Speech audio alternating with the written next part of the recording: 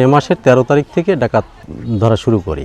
এখন পর্যন্ত দেশের বিভিন্ন প্রান্তে আমি 20-25 জনেরও বেশি ডাকাত ধৃত করতে সক্ষম হয়েছি। নিজের জীবনের তোয়াক্কা না করে একাই প্রশাসনের হাতে তুলে দিয়েছিলেন 18 জন কুখ্যাত ডাকাতকে। কিন্তু অপরাধ দমনে এমন অবিশ্বাস্য বীরত্ব দেখানোর 25 বছর পর আজ সেই সাহসী মানুষটি সপরিবারে কাটাচ্ছেন চরম নিরাপত্তাহীনতায়।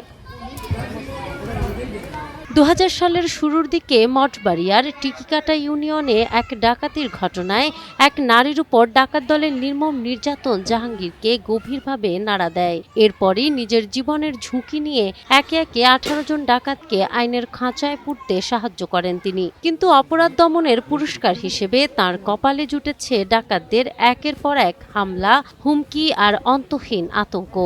ডাকাতদের বিভিন্ন তথ্য আমি র্যাবে, ডিবিতে যখনই তারা চাইছেন তাদেরকেও সহযোগিতা করে আসছি, এবং ডাকাতদের আক্রমণ থেকে আমাকে রক্ষা করার জন্য চট্টগ্রামের র্যাবের টিম, ডিবির টিম অনেকবার তারা আইনি সহযোগিতা দিয়ে আসছেন।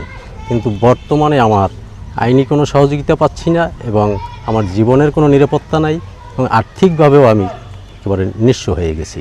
2000 সালের মে মাসে তৎকালীন অতিরিক্ত পুলিশ সুপার নাসির উদ্দিন এক জনসভায় জাহাঙ্গীরকে সরকারি আগ্নেয়াস্ত্র ও পুরস্কার দেওয়ার আশ্বাস দিলেও দীর্ঘ 2.5 দশকেও মেলেনি সেই প্রতিশ্রুতির বহিঃপ্রকাশ।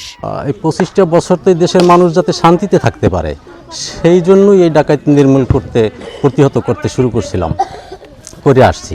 কিন্তু আমার জীবনে আমি কোনো অন্যায়ের সাথে মাথা নত করি নাই, কিন্তু এখন আমি একেবারে নিঃস্ব। যদি কোনো মানুষ যদি ভালো কাজ করতে যায়, তা সেখানে যদি কোনো সরকার তরফ থেকে কোনো সহযোগিতা না পাওয়া যায়, কোনো আইনি সহযোগিতা না আসে, কোনো মানুষ ভালো কাজে যাবে না।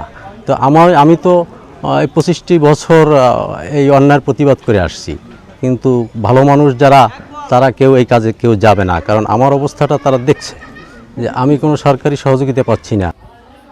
ডাকাত ধরিয়ে অপরাধ মুক্ত সমাজ গড়ার নজির গড়েছিলেন জাহাঙ্গীর হোসেন। পিরোজপুরের মঠবাড়িয়া উপজেলার উত্তর হালতা গ্রামের বাসিন্দা জাহাঙ্গীর হোসেন হাওলাদার আজ নিজেই এক আতঙ্কের নাম নিয়ে বেঁচে আছেন। এই বীরত্বকে অবহেলা না করে রাষ্ট্র যেন দ্রুত এই সাহসী মানুষটির নিরাপত্তা ও সম্মান নিশ্চিত করে, এখন এটাই দাবি এলাকাবাসীর। নাহার বৃষ্টি, টাইমস টুডে।